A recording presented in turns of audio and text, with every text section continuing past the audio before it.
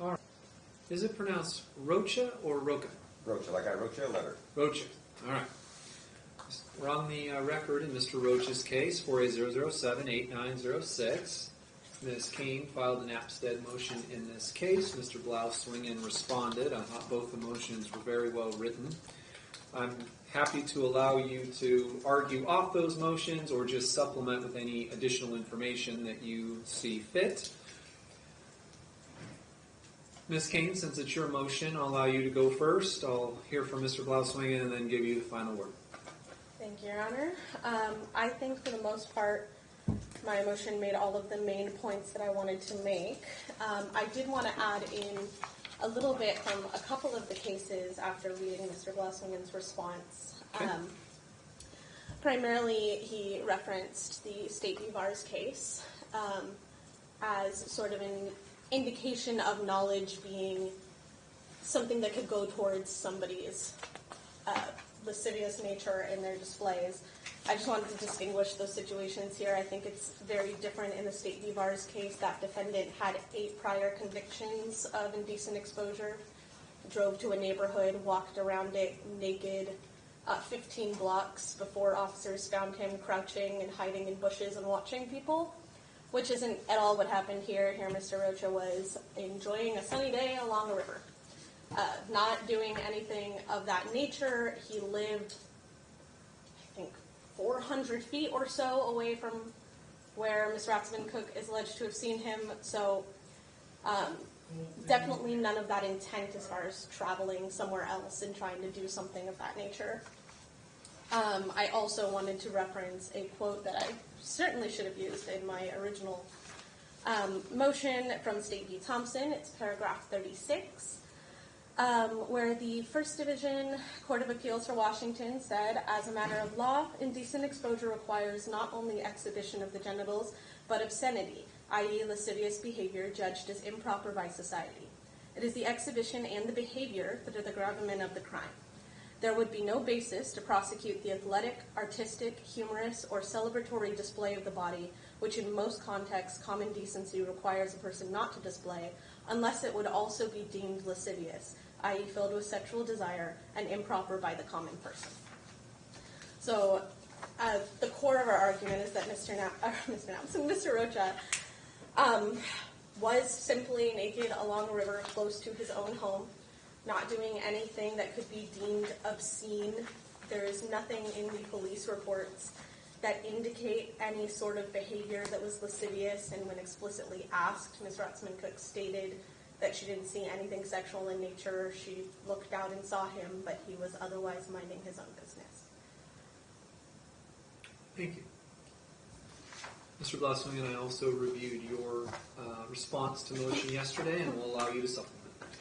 Thank you, Your Honor. So I'll start with, it looks like everyone's in agreement or sort of arguing whether or not obscene exposure was met here.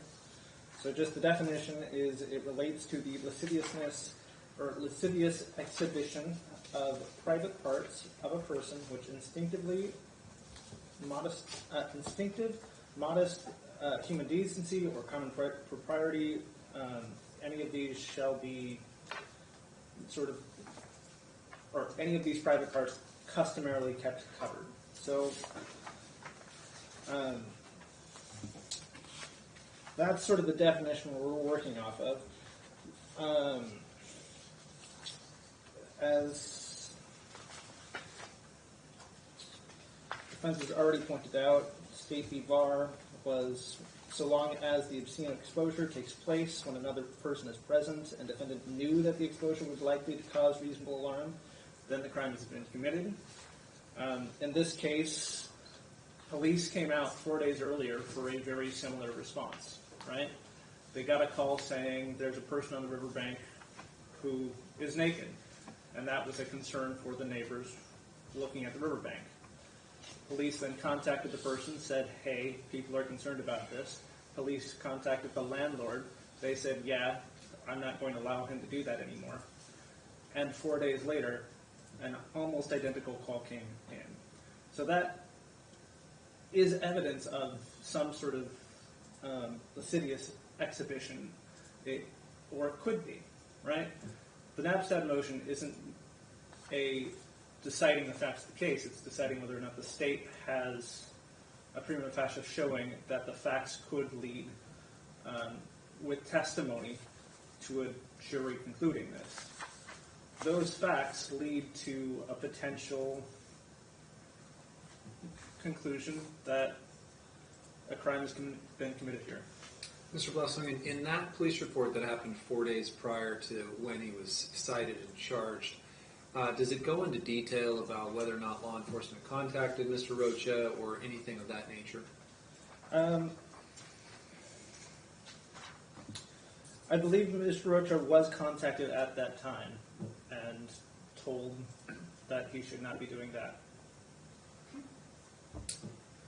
Ms. Kane, it's been a long time since I've had to decide on an Napstead motion. I couldn't remember when yours came in. I started thinking about when was the last time I heard one, and I couldn't remember. And I think I have, but I think it's been a long time. So then I had to get my mindset right about what we were trying to do here, right?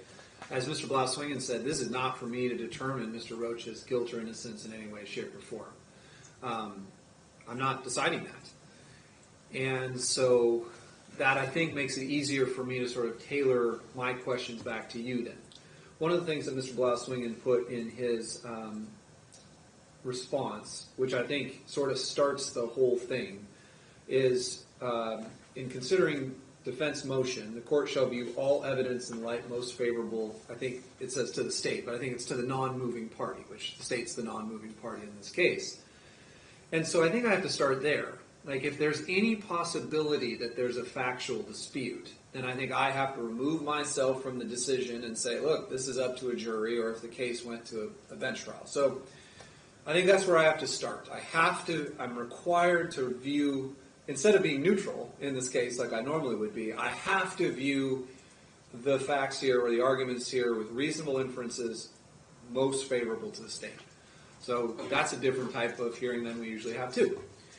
So with this, and I don't know which witnesses he's going to attempt to call at trial, and I don't know if you would object to those witnesses, and we'd have to have a hearing before it to determine which of the witnesses testified or what was relevant or not relevant. I don't think it's time for me to make those decisions yet, but in considering this very narrow issue about whether or not there are material facts in dispute about whether or not his walking around naked caused a front alarm, or the rest of the language in this case. So I guess I'm interested in your response on that. If I have to view it in light most favorable to the state, how do we say at this point, from your perspective, there's no disputed material facts here? I think, Your Honor, looking at it, the facts as presented by the state in the light most favorable is that Mr. Rocha was naked, assuming everything is true, that he was observed, that Ms. Ratzman-Cook saw him, and that she may have had, well, she stated that she had some feelings of her own. But indecent exposure as a statute isn't about the objective observer, and that's also solidified in case law, I think in VARS actually. It is about whether somebody made an open and obscene exposure of their person. And nowhere in the facts as alleged by the state is there any evidence that Mr. Rocha made this obscene exposure, which has been defined as a lascivious exposure by the courts.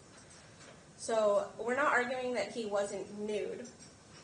He was naked, he was along the riverbank. But in Thompson, which I would like to point out is the same court that decided VARS, but I believe 13 years later, they specified that the terms nudity, nude, clothed, or unclothed don't appear anywhere in the statute. If the legislator wanted to criminalize nudity, it knew how, and it didn't. It wanted to criminalize obscene exposures, which there's no evidence of an obscene exposure in the facts presented by the state. I'm glad you referenced Thompson, because I was actually looking at a sentence from Mr. Blausswingen's response to yours that quoted Thompson, and so I'm glad that you mentioned that. So in his motion, State v. Thompson held, and this is quoted, so I'm believing that Mr. Blausswingen took this right from the case, the key is if the person is displaying his genitalia in a certain way, i.e. sexually and contrary to our common sense of decency. So far, I haven't heard any argument that this was done sexually in any way. So it doesn't seem like that would apply here. But contrary to our common sense of decency. So let me ask you some other directed questions. One, not everyone walks around nude.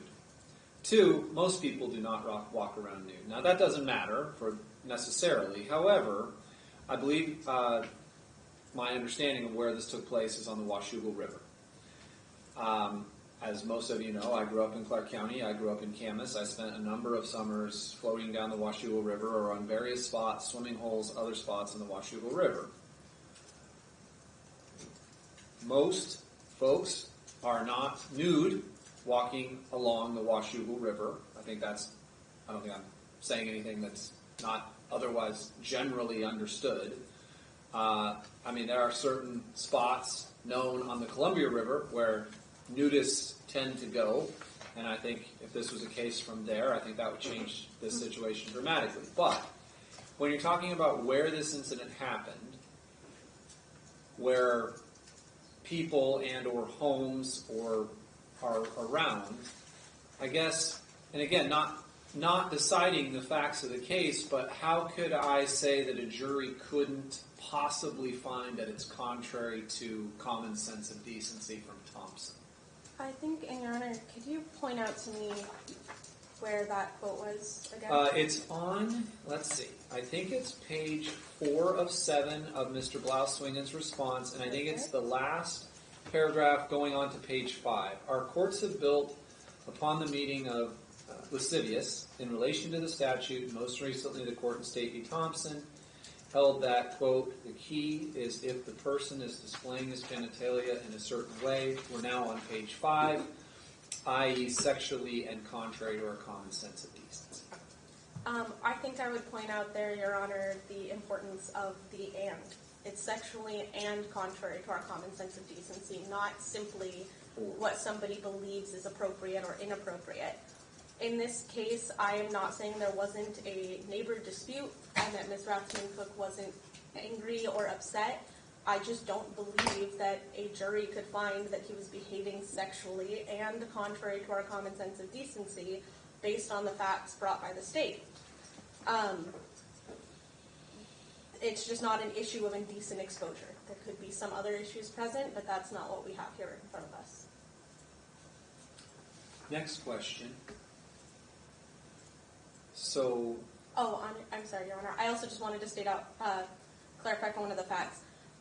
Ms. Rathman-Cook never said that he was walking around. She only noted that he was laying along the river, so enjoying the sun, being along the river. In fact, I believe she noted in her police report that when she did see him walking around later, he was wearing clothes, that he had dressed and was not trying to be around other people while thinking.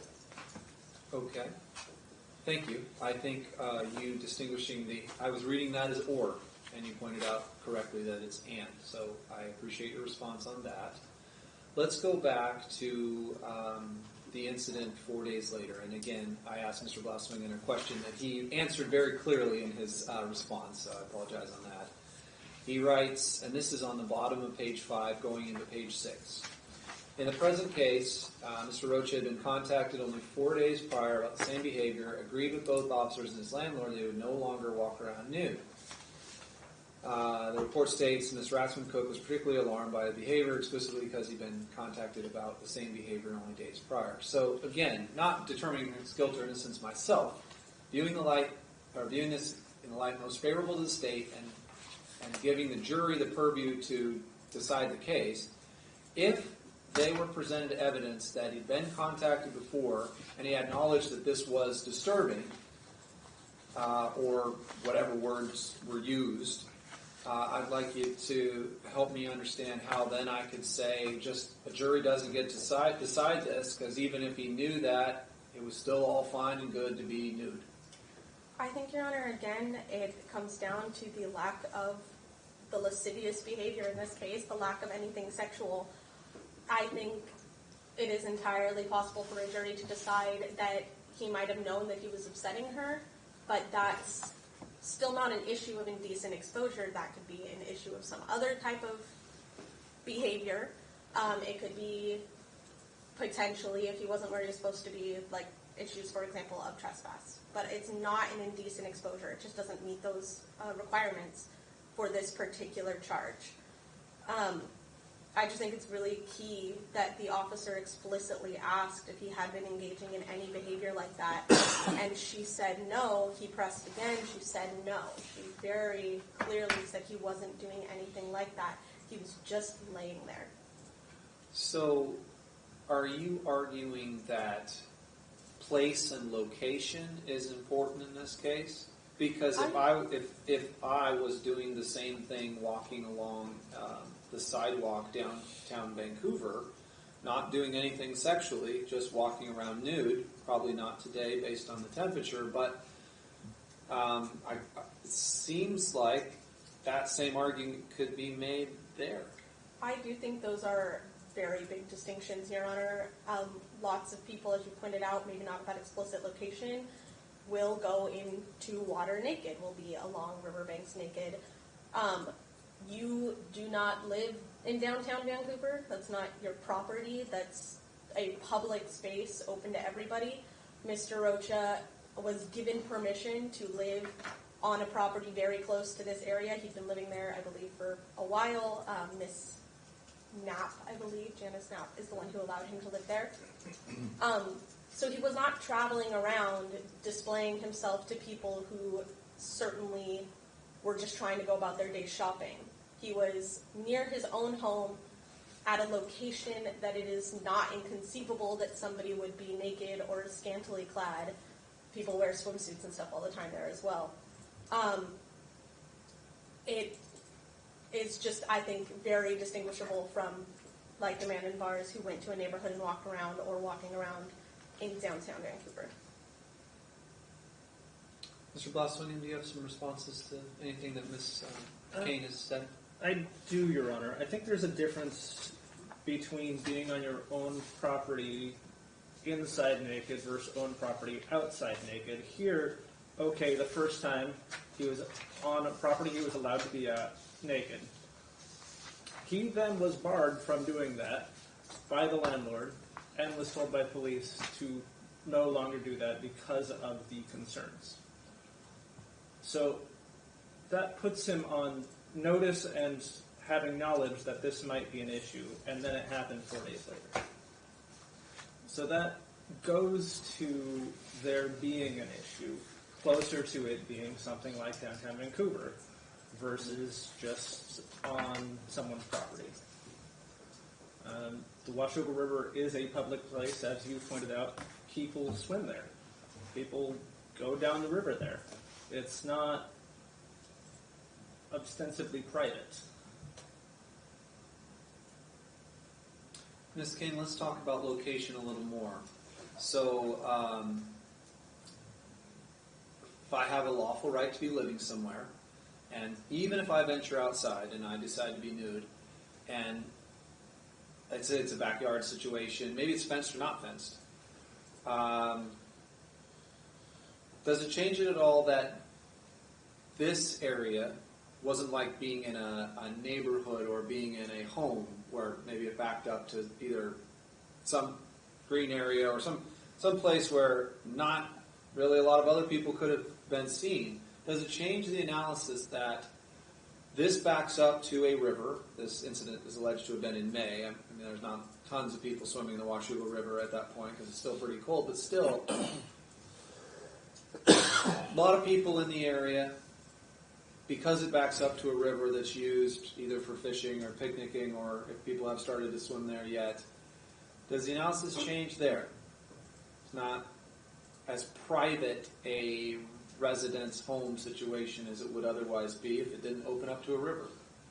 I think there's a couple of things there, Your Honor. I think, first of all, again, we are looking at the specific facts brought by the state in this incident, and nobody else is meant to have been around.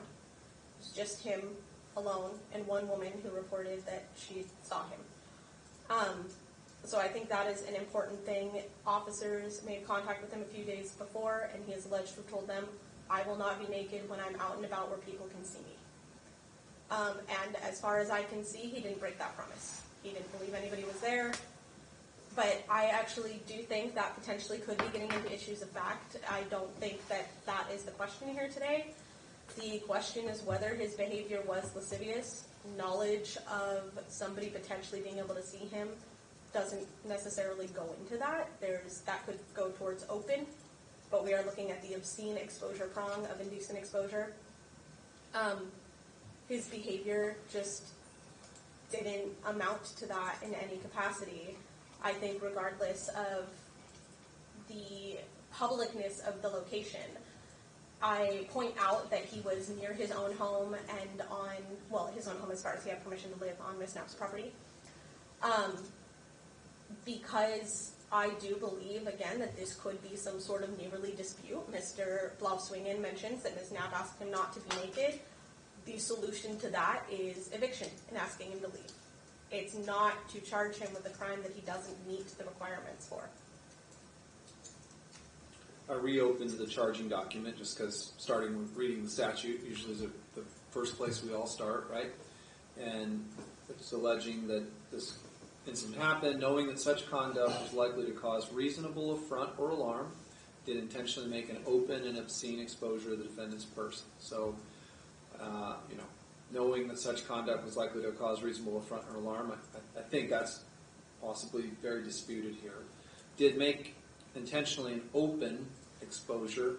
I mean, I think if a person goes outside when they're nude, that's an intention to be nude.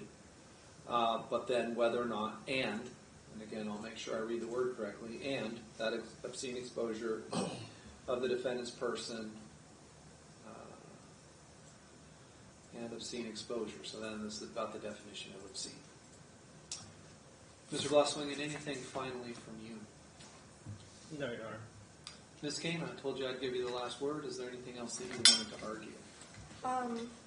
I just want to reiterate, Your Honor, that State v. Thompson case from 2023, specifically bringing up and specifying the lasciviousness of the nature of this charge, and mentioning that it is not nudity that is being criminalized by it. It is a very specific act. Mr. Rocha just did not commit that act. Are you both arguing off Thompson as being a Division I case? It is Division I. Okay. I wanted to get that on the record and just simply say Division I can be persuasive authority on Division II, which we are. It's not binding, which doesn't mean that I have to follow their law. If the Court of Appeals or the Supreme Court put down a case, that's different.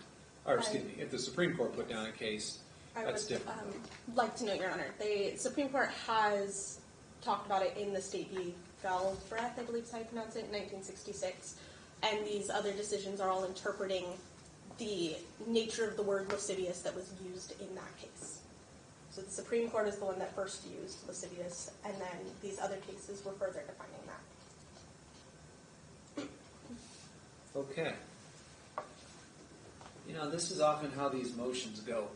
When the first party files the motion, I read that, and I'm like, oh, yeah, that's absolute, that makes sense, that's going to be easy hearing. And then the second party files their response, and then you go the other way. You're like, oh, that's going to be an easy decision at the hearing. And then you get to the hearing, and you hear argument from both sides off of the things, and then oftentimes it's a difficult decision to make. And that's what's happening here today. So, a number of things. My decision could potentially be reviewed for abuse of discretion, or if I didn't follow the law correctly, so I'm going to try to be clear with that. The allegations in this case are that it happened on May 15th, 2024, that it happened near the Washougal River in Clark County. The court has proper jurisdiction over this case based on the fact of where it happened. I think this is a very close call, and I think that either decision I make today could be right or could be wrong. So let me acknowledge that. I think what this comes down to for me, because I have to view it in light most favorable to the state, is if there was not a prior event 4 days before where law enforcement was called, which that could potentially be presented at trial, and I don't know if that's going to happen. I don't have a crystal ball to know if those people are going to be called as witnesses, or if that's going to be part of the case, or if that's going to be part of why the state's arguing that it was lascivious. And so because of that event, in the absence of that event, if we had him out there with her responses to law enforcement about what happened, Ms. Kane, I believe that I would be ruling in your favor, and I would be granting your motion to dismiss. The reason I'm not going to grant it today, and I'm going to deny your motion, is because of the existence of this event 4 days before.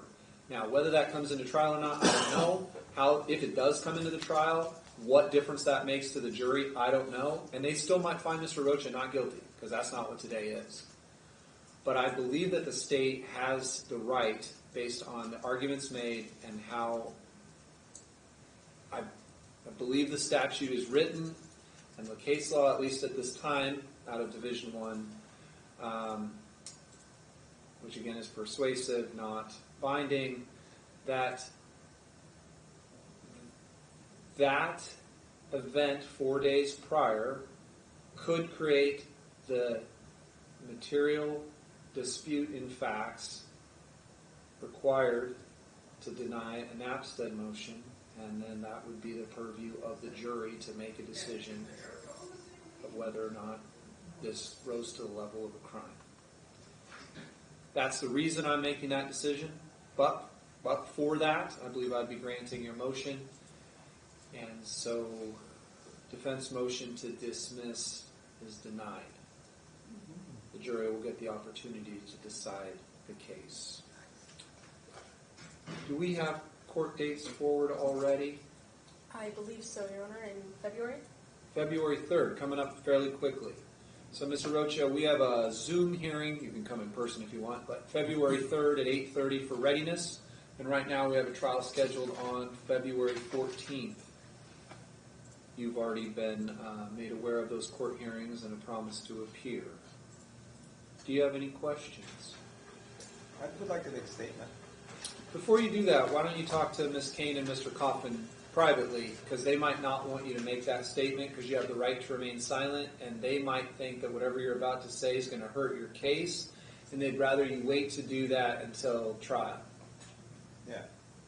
I know you warned me that because you worry about the appellate court and they worry about their position. Yeah. But we're here today for this motion for dismissal because you suggested that we do this.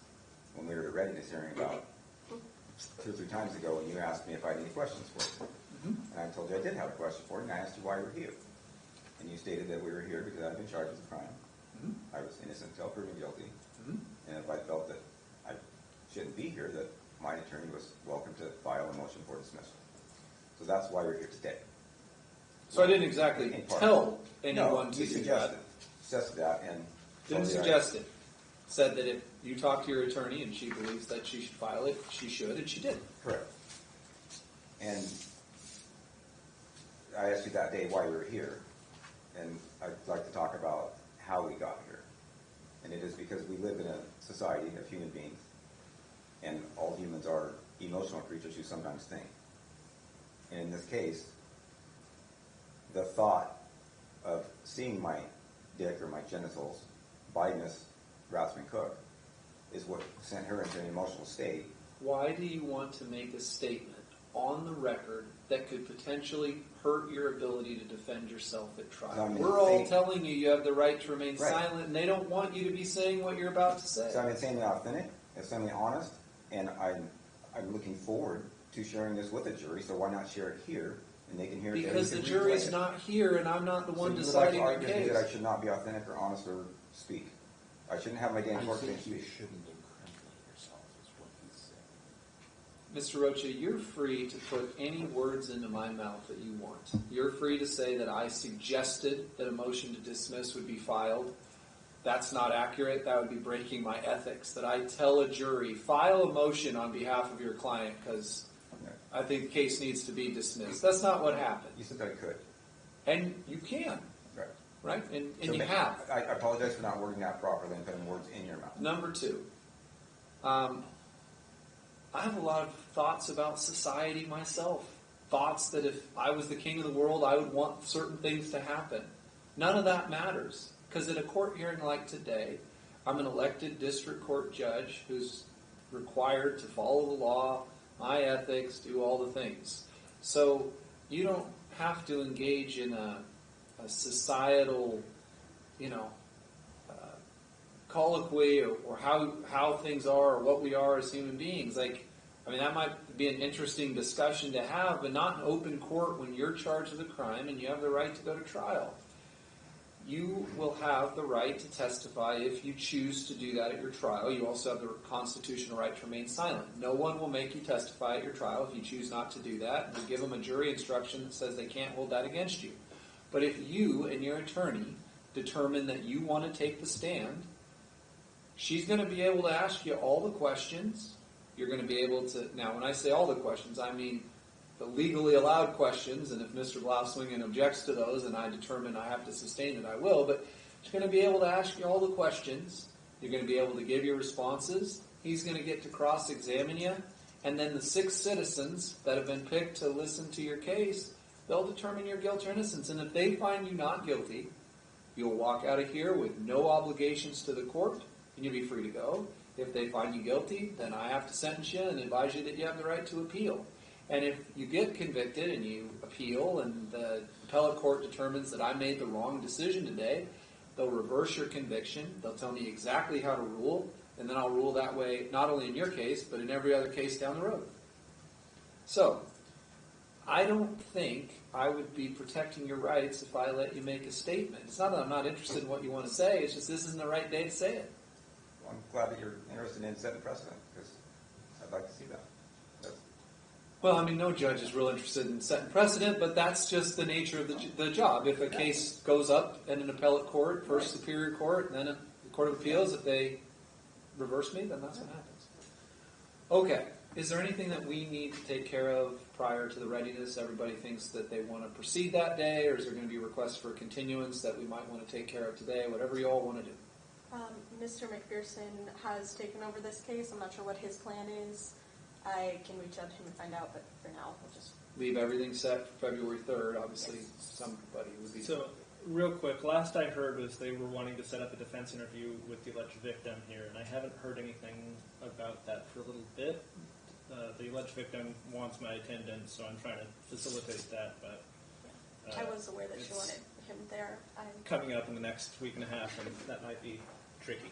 Well, you all will figure out how best to do this. Mr. Blossing and I would encourage you to reach out to Mr. McPherson with Ms. Kane on that email and try to get the defense interview done. If Mr. McPherson's doing it on Zoom and you're sitting in the same room with the person, then you all do it that way, and then you tell me on the 3rd, which is just less than a couple weeks away. So, Mr. Rocha, you can appear on Zoom or in person, whatever you prefer, on February 3rd. If you do Zoom, just make sure your audio and video is working and ready to go. I think our last hearing wasn't ideal, but I think our next one will be better.